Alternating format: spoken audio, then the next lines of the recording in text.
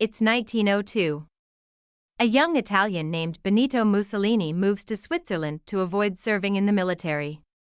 There, he becomes active in socialism, writing for socialist newspapers, joining trade unions, and calling for violent uprisings against monarchies.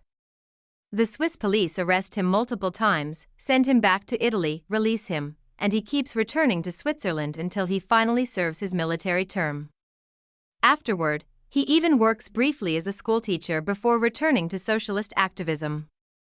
Mussolini's fiery speeches and sharp writing make him popular among Italian socialists.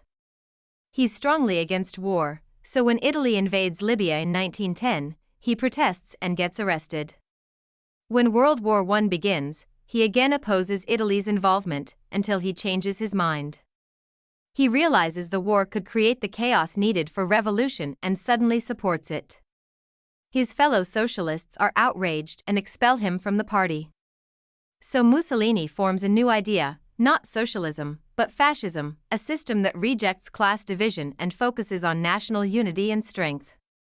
He dreams of restoring Italy's greatness, reviving the glory of the Roman Empire.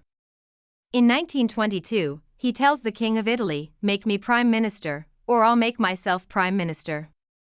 The king asks, "You and what army?" Mussolini points to his followers, "This one." The king gives in, and Mussolini becomes the first fascist dictator in Europe. Meanwhile in Germany, things are falling apart.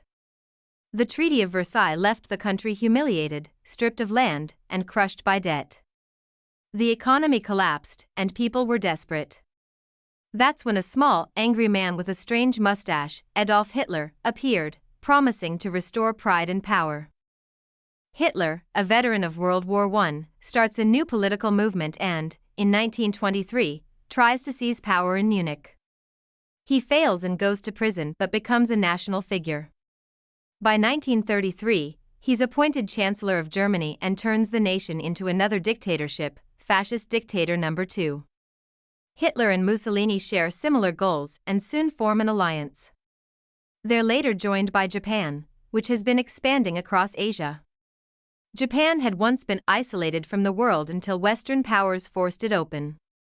Lacking natural resources, Japan began invading neighbors to get them, first China, then Korea, and eventually clashing with Russia and the West. By the 1930s, Germany, Italy, and Japan all believe they're racially superior, hate the Western powers, and want to expand their territories. Hitler begins rebuilding Germany's military, violating the Treaty of Versailles, while the Allies do nothing. He reoccupies the Rhineland, then annexes Austria in 1938, and demands part of Czechoslovakia, the Sudetenland. Britain and France, trying to avoid another war, give in, hoping it will satisfy him. It doesn't. Hitler takes the rest of Czechoslovakia anyway. Italy invades Ethiopia and Albania, while Japan continues its brutal invasion of China, committing horrific atrocities like the Nanking Massacre. Germany and Italy formalize their alliance in the Pact of Steel. Hitler now targets Poland.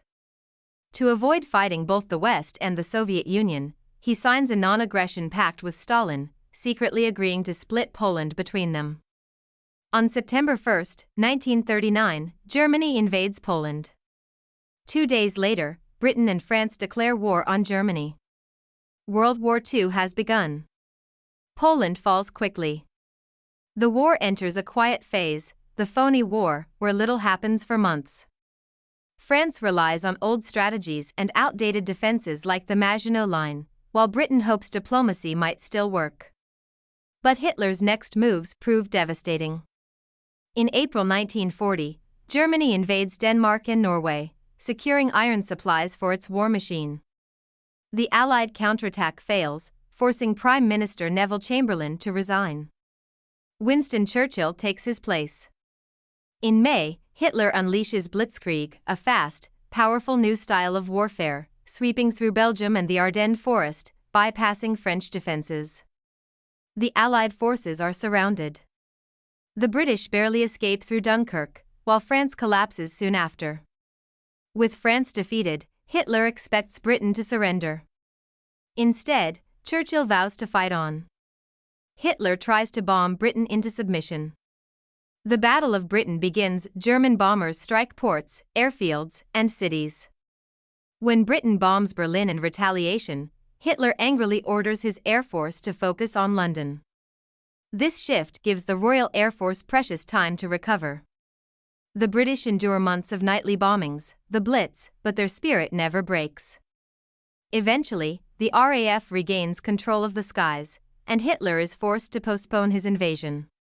The war is far from over, but for now, Britain stands alone, defiant and unbroken.